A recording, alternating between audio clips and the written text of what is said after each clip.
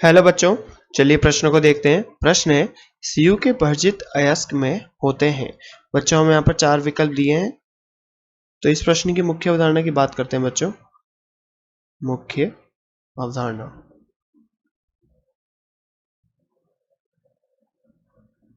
तो बच्चों हम यहाँ पर बात करें तो यहाँ पर भर्जन की बात करते हैं। भर्जन क्या होता है? तो बच्चों भर्जन में हम सल्फाइड अयस्क लेते हैं, सल्फाइड अयस्क। तो बच्चों इन सल्फाइड अयस्कों को हम गर्म करते हैं।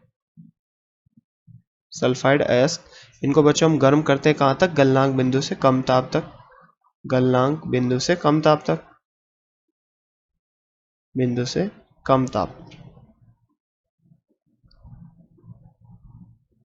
और बच्चों यहाँ पर बात की गई कॉपर के भर्जित अयस्क की। तो हम यहाँ पर कॉपर का कौन सा अयस्क लेते हैं? यहाँ पर बच्चों बात करें कॉपर का अयस्क।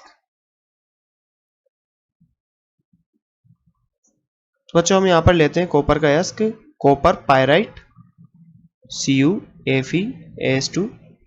बच्चों ये क्या है? Copper pyrite, pyrite.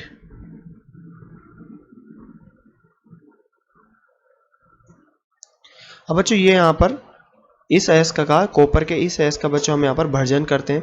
तो बच्चों भर्जन में हम यहाँ पर ऑक्सीजन की उपस्थिति में करते हैं। यहाँ पर ऑक्सीजन की उपस्थिति में, ऑक्सीजन की उपस्थिति में।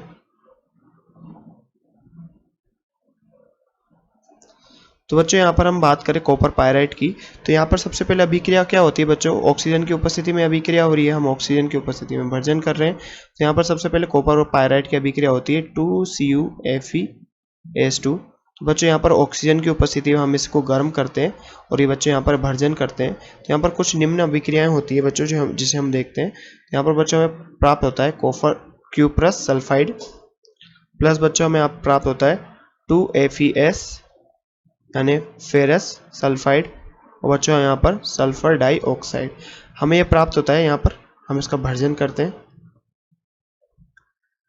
तो बच्चों हम इसे बात करें तो इसे हम कॉपर सल्फाइड बोलते हैं या फिर क्यूप्रस सल्फाइड, क्यूप्रस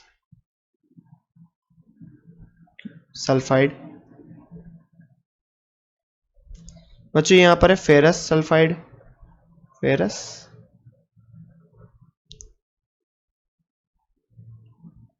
सल्फाइड। बच्चों ये सल्फर डाइऑक्साइड, सल्फर डाइऑक्साइड। बच्चों यहाँ पर कुछ जो यहाँ पर इस क्यूप्रस ऑक्साइड सल्फाइड बनता है और यहाँ पर फेरस सल्फाइड बनता है या ऑक्सीजन की उपस्थिति में कुछ इनका जो मात्रा है ये भी अभिक्रिया करती है। और बच्चों यहाँ पर क्या होता है Cu2S यानी क्यूप्रस सल्फाइड यहाँ पर ऑक्सीजन के साथ अभिक्रिया करता है बच्चों और यहाँ पर कुछ और उत्पाद भी देता है।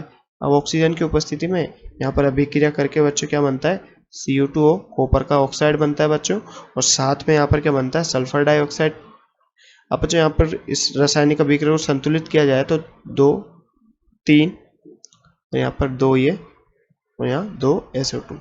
तो बच्चों हमने इस अभिक्रिया को संतुलित किया तो बच्चों यहाँ पे हमें यहाँ पर क्यूप्रस ऑक्साइड प्राप्त हुआ, क्यूप्रस ऑक्साइड।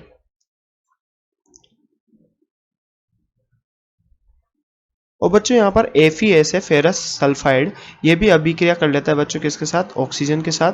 और यहाँ पर कुछ और उत्पाद भी हमें प्राप्त होता है। ये निम्न अभिक्रिया भी साथ में चलती रहती है बच्चों यहाँ पर। और हमें यहाँ पर बच्चों फेरस ऑक्साइड मिलता है FeO और साथ में बच्चों हमें यहाँ पर SO2।